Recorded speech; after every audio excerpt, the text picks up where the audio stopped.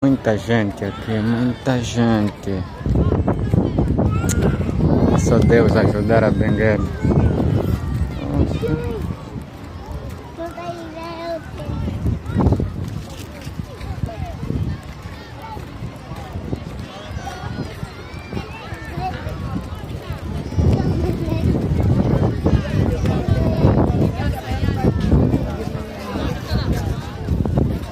Sola.